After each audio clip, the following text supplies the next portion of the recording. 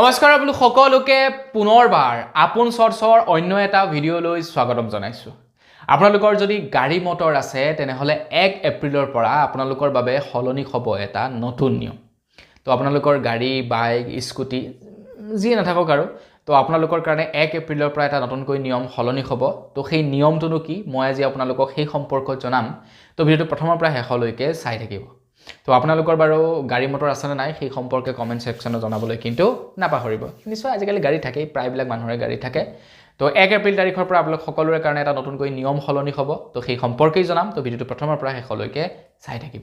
তো আগবাঢ়িছোঁ আজি খবৰটোৰ ফালে। তো খবৰটোৰ ফালে আগবঢ়াৰ আগতে আপোনালোক সকলোকে সৰুকৈ এটা ৰিকুৱেষ্ট, যদি খবৰটো চাই ভাল পায় তেন্তে লাইক এটা কিন্তু কৰি থৈ যাব। আৰু এনে ধৰণৰ খবৰবিলাক নিতৌ পাই থাকিবৰ কাৰণে চেনেলটো ছাবস্ক্ৰাইব কৰি ল'ব। তো আপোনালোকৰ গাড়ী মটৰ বাৰু আছে নাই সেই সম্পৰ্কে জনাব। 1 এপ্ৰিল আহি আছে, এটা নতুন ফাইনেন্সিয়েল ইয়েৰ আৰম্ভ হ'ব। তো নতুন ফাইনেন্সিয়েল ইয়েৰ আৰম্ভ হোৱাৰ লগে লগে কিছুমান নতুনকৈ নিয়ম চেঞ্জেছ কৰে। এতিয়া 1 এপ্ৰিলৰে পৰা গাড়ী মটৰ যিসকলৰ আছে তেওঁলোকৰ কাৰণে এটা নতুনকৈ নিয়ম চেঞ্জেছ হ'ব। অৱশ্যে এপ্ৰিললৈ বহুত দিন আছে, কিন্তু আগতীয়াকৈ খবৰটো ওলাইছে যিহেতু আপোনালোকক ভাবিলোঁ জনাই থওঁ, যাতে আপোনালোকৰো সুবিধা হওক, আপোনালোকেও যাতে বিপদত গৈ নপৰকগে, আপোনালোকে যাতে এপ্ৰিলৰ আগতে সেই সমস্যাটো সমাধান কৰি থ'ব পাৰে। তো তাৰ কাৰণে ভাবিলোঁ আপোনালোকক 1 এপ্ৰিলৰ আগতেই খবৰটো জনাই থৈ দিওঁ। কেন্দ্ৰ চৰকাৰৰ পথ পৰিবহণ বিভাগৰ ফালৰ পৰা জনাইছে যে 1 এপ্ৰিলৰে পৰা বোলে আমাৰ ভাৰতবৰ্ষত টোল গেটসমূহত কেছ লেনদেন সম্পূৰ্ণৰূপে নিষিদ্ধ কৰা হ'ব বুলি জনাইছে। মানে আমি যে টোল গেট পাৰ হৈ যাওঁতে পইচা দিব লাগে টোল গেটৰ, তো সেই টোল টেক্সটো এতিয়াৰে পৰা কেছ দিব নোৱাৰিব আপোনালোকে ফাষ্টেগৰ জৰিয়তে আপোনালোকৰ টোল টেক্সটো কৰ্তন কৰোৱাব লাগিব বুলি জনাইছে। আপোনালোকে ফাষ্টেগৰ জৰিয়তে কৰিব লাগিব, নতুবা UPI জৰিয়তে কৰিব পাৰিব। তাৰ বাহিৰে আপোনালোকে কেছ লেনদেন কৰিব নোৱাৰিব। এইটো এটা নতুনকৈ নিয়ম সলনি হ'ব 1 এপ্ৰিল তাৰিখৰে পৰা। আৰু আমাৰ অসমত কিন্তু এতিয়া কেইবাখনো টোল গেট হ'লগৈ। আমাৰ অসমত অৱশ্যে স্কুটি আৰু বাইকৰ ক্ষেত্ৰত টোল টেক্স নালাগে, কিন্তু যিবিলাক এক্সপ্ৰেছ হাইৱে আছে সেইবিলাকত কিন্তু বা কিছু ৰাজ্যত বাইকৰো লাগে, স্কুটিৰো লাগে, সবৰে টোল টেক্স লাগে। আমাৰ অসমত অৱশ্যে নালাগে, কিন্তু আমাৰ অসমত গাড়ী মটৰ প্ৰত্যেকৰে লাগে। হেভি ভেহিকেলবিলাকৰো লাগে, লাইট মটৰ ভেহিকেলবিলাকৰো লাগে। মানে আমাৰ যিবিলাক প্ৰাইভেট যিবিলাক ব্যৱহাৰ কৰোঁ সৰু গাড়ী, সেইবিলাকতো আমাক ফাষ্টেগ দৰকাৰ হয় বা আমি টোল টেক্স দিব লাগে। তো আপোনালোকে 1 এপ্ৰিলৰ আগত আপোনালোকৰ গাড়ীখনত ফাষ্টেগ লগাবই লাগিব। যদি ফাষ্টেগ নলগায় তেনেহ'লে আপোনালোকে অত্যাধিক টকা ভৰিব লাগিব। আপোনালোকে যদি ফাষ্টেগটো নলগায় কেনেকৈ অত্যাধিক টকা ভৰিব লাগিব বাৰু জানেনে? এতিয়া কোনো এখন যেনিবা টোল গেটত ছাপ'জ ধৰি লওক 100 টকাৰ টোল টেক্স পৰিশোধ কৰিব লাগে।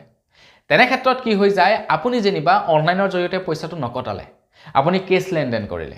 কেছ লেনদেন কৰাৰ ক্ষেত্ৰত কি হয়, আপুনি একেদিনাখনে যদি ৰিটাৰ্ণ হয় তেনেহ'লে 200 টকা ভৰিব লাগে। ছাপ'জ ধৰি লওক আপোনালোকে কোনোবা এটা জেগাৰ পৰা কোনোবা এটা জেগালৈ যাওঁতে আপুনি যেনিবা সেই জেগাটোত নাথাকে, আকৌ ৰিটাৰ্ণ একেদিনাখনেই আপোনাৰ নিজৰ ঘৰলৈ ঘূৰি আহিব।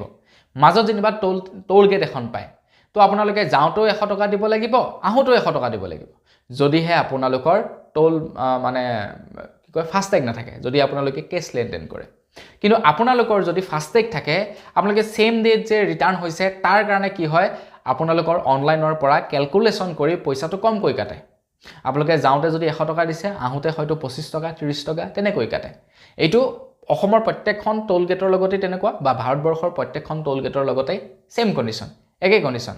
যাওঁতে যিমান টকা লয় আহোঁতে সিমান টকা নলয়, ছেম ডেট যদি আপোনালোকে ঘূৰি আহে।